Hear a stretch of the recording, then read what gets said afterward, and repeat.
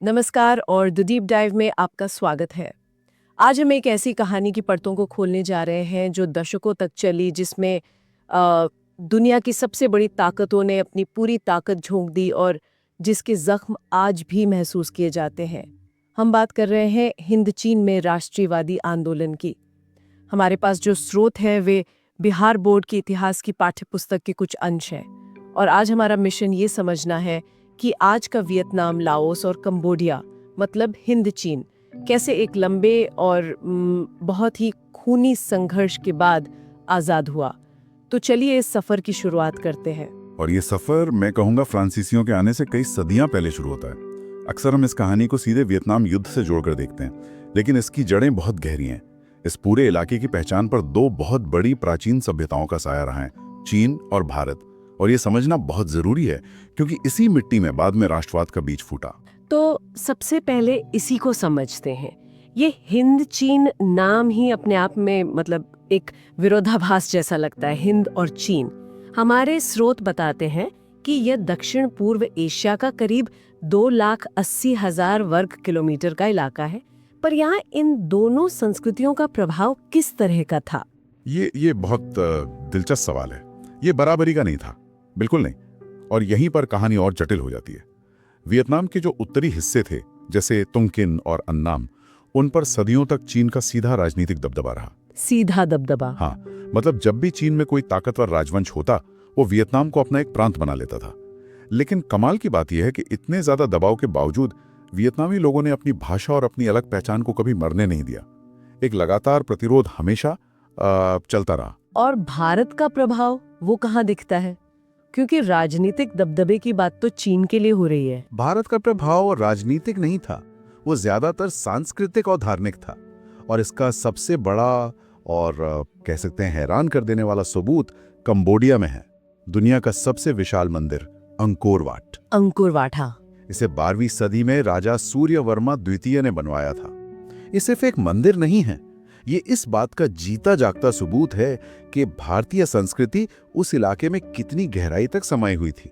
तो आप देखिए, फ्रांसीसियों के आने से बहुत पहले ही ये जमीन एक तरह के सांस्कृतिक और राजनीतिक रस्साकशी का मैदान बन चुकी थी। एक तरफ चीन का राजनीतिक दबाव, तो दूसरी तरफ भारत का गहरा सांस्कृतिक प्रभाव। और फिर इस कहानी में यूरोपीय ताकतों की एंट्री होती है। 1498 में वास्को डी गामा के बाद रास्ते खुल गए थे। पुर्तगाली, डच, अंग्रेज सब पहुंचने लगे। तो फ्रांस यहाँ कैसे और क्यों पहुंचा? क्या उनका मकसद भी सिर्फ व्यापार था? शुरुआत में नहीं। शुरुआत में फ्रांस की दिलचस्पी व्यापार से ज्यादा धर्म प्रचार में थी। 17वीं सदी से ही उनके पादरी और व्यापारी वहां पहुंचने लगे थे, लेकिन धीरे धीरे उन्हें इस इलाके की सामरिक अहमियत समझ में आई। उन्होंने मौके का फायदा उठाया और 19वीं सदी के मध्य से अपना शिकंजा कसना शुरू कर दिया।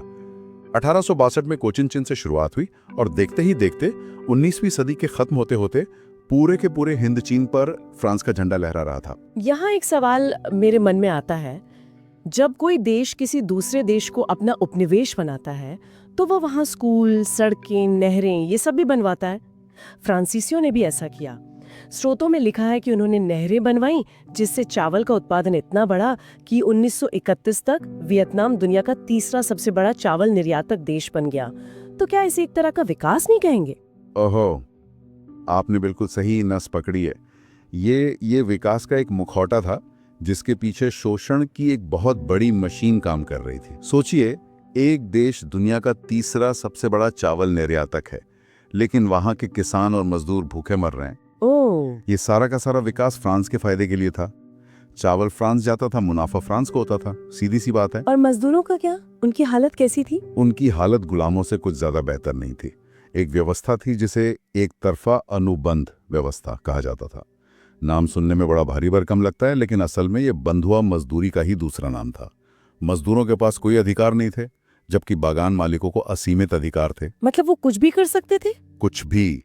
वो चाहें तो उन्हें पीट सकते थे, जेल में डाल सकते थे। ये सरासर अन्याय था। और शिक्षा? क्या शिक्षा के जरिए उन्होंने लोगों को आगे बढ़ाने की कोशिश की? शिक्षा तो शोषण का सबसे बड़ा हथियार थी। उन्होंने फ्रांसीसी भाषा को बढ़ावा दिया, लेकिन जानबूझकर स्थानीय लोगों को ऊंची पढ़ाई से दूर रखा। वो नहीं चाहते थे कि कोई वियतनामी पढ़ लिख कर किसी बड़े पद पर पहुंचे और उनके शासन को चुनौती दे। वो बस उतने ही पढ़े लिखे लोग चाहते थे जो क्लर्क का काम कर सकें। जाहिर है, जब शोषण इतना बढ़ेगा तो आवाज तो उठेगी ही। और हमारे स्रोत बताते हैं कि 20वीं सदी की शुरुआत में यही हुआ। राष्ट्रवाद की पहली चिंगारियां भड़कने लगी। फान बोई चाओ जैसे नेताओं ने क्रांतिकारी संगठन बनाए। उनकी एक किताब थी the history of the loss of Vietnam, जिसने लोगों को झकझोर कर रख दिया। हाँ, और इसी दौरान एक ऐसी घटना घटी जिसने पूरे एशिया के राष्ट्रवादियों में एक नई उम्मीद जगा दी। 1905 में एक छोटे से एशियाई देश जापान ने एक बहुत बड़ी यूरोपीय ताकत रूस को युद्ध में हरा दिया। अच्छा। इसका संदेश साफ था कि यूरोप अजेय नहीं है, उन्हें हराया जा सकता है। इस एक जीत ने वियतनाम के क्रांतिकारियों को बहुत हौसला दिया। और इसी माहौल से एक ऐसा शख्स निकल कर आया जिसका नाम इतिहास में हमेशा के लिए दर्ज हो गया। हो ची मिन। हाँ बिल्कुल, हो ची मिन। नुयन आई कोक, जिन्हें हम हो ची मिन के नाम से जानते हैं, वो एक असाधारण नेता थे। उन्होंने देखा कि वियतनाम में बहुत सारे छोटे छोटे राष्ट्रवादी गुट हैं, पर सब बिखरे हुए हैं। उन्होंने साम्यवाद का रास्ता अपनाया और 1930 में इन सभी गुटों को एक साथ लाके वियतनाम कम्युनिस्ट पार्टी की नींव रखी। वो जानते थे कि एक बड़ी ताकत से लड़ने के लिए एकजुट होना बहुत जरूरी है। और फिर दूसरा विश्व युद्ध शुरू हो गया। इसने तो पूरी दुनिया का समीकरण ही बदल दिया। हिंद चीन पर इसका क्या असर हुआ? ये वियतनाम के लिए एक बड़ा मौका बनकर आया। 1940 में जर्मनी ने फ्रांस को हरा दिया। हिंद चीन में फ्रांस की पकड़ एकदम कमजोर पड़ गई। इस मौके का फायदा उठाकर जापान ने पूरे इलाके पर कब्जा कर लिया। तो अब दो दुश्मन हो गए। हाँ, अब हो ची मिन के सामने एक नहीं, दो दुश्मन थे। कमजोर पड़ चुके फ्रांसीसी और नए कब्जा करने वाले जापानी। उन्होंने दोनों से लड़ने के लिए वियतमिन लीग बनाई। और जैसे ही 1945 में जापान ने सरेंडर किया, हो ची मिन ने एक पल भी बर्बाद नहीं किया और हनोई में आजाद वियतनाम की घोषणा कर दी। लेकिन ये आजादी तो बस कुछ ही दिनों की मेहमान रही होगी। फ्रांस इतनी आसानी से अपनी सबसे कीमती कॉलोनी को हाथ से तो जाने नहीं देता। बिल्कुल नहीं। फ्रांस अपनी खोई हुई इज्जत और सत्ता वापस पाने के लिए लौट आया और यहीं से शुरू हुआ पहला हिंद चीन युद्ध। ये लड़ाई लगभग 9 साल तक चली। एक तरफ फ्रांस की आधुनिक सेना और दूसरी तरफ हो ची मिन के गुरिल्ला लड़ाके, जो अपने देश के चप्पे चप्पे से वाकिफ थे। एकदम। इस युद्ध में एक नाम बार बार आता है, दिएन बिएन फू। ये क्या था? ये इतनी बड़ी घटना क्यों मानी जाती है? दिएन बिएन फू एक मील का पत्थर था। वो एक ऐसी घाटी थी जिसे फ्रांसीसी सेना ने अपना सबसे मजबूत, सबसे अभेद्य किला बना रखा था। उन्हें लगता था कि यहाँ उन्हें कोई नहीं हरा सकता, लेकिन वियतनामी सेना ने उन्हें चारों तरफ से घेर लिया। कई हफ्तों तक भीषण लड़ाई चली और अंत में मई 1954 में 16,000 से ज्यादा फ्रांसीसी सैनिकों ने आत्मसमर्पण कर दिया। 16,000? हाँ, ये सिर्फ एक सैन्य हार नहीं थी। ये एक छोटी सी गुरिल्ला सेना के हाथों एक बड़ी यूरोपीय शक्ति का अपमान था। इसने दुनिया को हिला कर रख दिया था। इस हार के बाद तो फ्रांस के पास बातचीत के अलावा कोई रास्ता नहीं बचा होगा। कोई रास्ता नहीं बचा था। 1954 में जेनेवा में एक शांति समझौता हुआ, लेकिन इस समझौते ने समस्या को सुलझाने के बजाय और उलझा दिया। इसने वियतनाम को अस्थायी तौर पर 17वीं समानांतर रेखा पर 2 हिस्सों में बांट दिया। 2 हिस्सों में? हाँ, उत्तर में हो ची मिन की कम्युनिस्ट सरकार और दक्षिण में अमेरिका के समर्थन वाली एक पूंजीवादी सरकार। वादा किया गया कि 2 साल में चुनाव होंगे और देश एक हो जाएगा, लेकिन वो चुनाव कभी हुए ही नहीं। और यहीं से कहानी में अमेरिका की सीधी एंट्री होती है। फ्रांस के जाने से जो खाली जगह बनी, उसे भरने के लिए अमेरिका आ गया। क्यों? मतलब अमेरिका को वियतनाम से क्या लेना देना था? अमेरिका को वियतनाम से नहीं, कम्युनिज्म से लेना देना था। ये शीत युद्ध का दौर था। अमेरिका को एक डर था जिसे डोमिनो थ्योरी कहते थे। Domino theory? हाँ, उन्हें लगता था कि अगर वियतनाम पूरी तरह कम्युनिस्ट बन गया तो फिर लाओस, कंबोडिया, थाईलैंड सब एक एक करके डोमिनो की तरह कम्युनिस्ट बन जाएंगे। और इसे रोकने के लिए अमेरिका किसी भी हद तक जाने को तैयार था। और यहीं से उस युद्ध की शुरुआत हुई जिसे दुनिया वियतनाम युद्ध के नाम से जानती है। ये एक ऐसा युद्ध था जिसकी तस्वीरें आज भी परेशान करती हैं। अमेरिका ने अपनी पूरी ताकत लगा दी। मैंने पढ़ा है कि उन्होंने कुछ बहुत ही भयानक रासायनिक हथियारों का इस्तेमाल किया था। एक था नापाम। ये आग का गोला था, एक ऐसा केमिकल जो पेट्रोल के साथ मिलकर त्वचा से चिपक जाता था और बस जलता रहता था। इसे गांवों और जंगलों पर गिराया जाता था। उसकी भयावहता की कल्पना करना भी मुश्किल है। और दूसरा था एजेंट ऑरेंज। स्रोतों में जो लिखा है वो बहुत ही डरावना है। ये एक ऐसा जहर था जिससे पेड़ों की पत्तियां झुलस जाती थीं और जंगल के जंगल साफ हो जाते थे। हाँ, ताकि गुरिल्ला लड़ाके छिप ना सकें। लेकिन इसका असर सिर्फ पेड़ों पर नहीं हुआ। ये जहर जमीन में, पानी में मिल गया और इसका असर आज भी, दशकों बाद भी, वहां पैदा होने वाले बच्चों में जन्मजात विकलांगता और कैंसर के रूप में दिखता है। ये सोचना भी कितना भयानक है। इतनी बड़ी सैन्य ताकत, इतने भयानक हथियार, इसके बावजूद अमेरिका ये युद्ध जीत क्यों नहीं पाया? वियतनामियों के पास ऐसा क्या था जो अमेरिका के पास नहीं था? उनके पास थी अपनी जमीन, अपने लोग और एक कभी ना टूटने वाला हौसला। और उनके पास एक और चीज थी, हो ची मिन भूल भुलैया मार्ग। हाँ, ये क्या था? ये कोई हाईवे था? हाईवे नहीं था, ये लाओस और कंबोडिया से गुजरने वाले रास्तों, पगडंडियों और सुरंगों का एक अदृश्य जाल था। उत्तरी वियतनाम इसी रास्ते से दक्षिण में अपने सैनिकों तक हथियार, खाना, सब कुछ पहुंचाता था। और अमेरिका इसे रोक नहीं पाया? अमेरिकी जहाज दिन रात इस पर बम्बर्स आते थे, लेकिन जैसे वो किसी हिस्से को तबाह करते, वियतनामी रात के अंधेरे में उसे फिर से बना लेते थे। ये उनकी जिद और इच्छा शक्ति का प्रतीक बन गया था। तो आखिरकार अंत कैसे हुआ? अमेरिकी सेना का तो अपनी ही जनता के सामने एक हीरो की तरह प्रचार हो रहा था।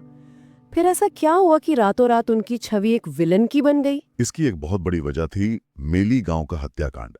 मार्च 1968 में अमेरिकी सैनिकों ने वियतकांग लड़ाकों को खोजने के नाम पर एक पूरे गांव को घेर लिया और वहां मौजूद सभी निहत्थे लोगों, औरतों, बच्चों, बूढ़ों, सबको बेरहमी से मार डाला। के साथ दुनिया के सामने आई तो अमेरिका की अपनी जनता सन्न रह गई। ये पहली बार था जब जंग लोगों के लिविंग रूम में टीवी पर लड़ी जा रही थी।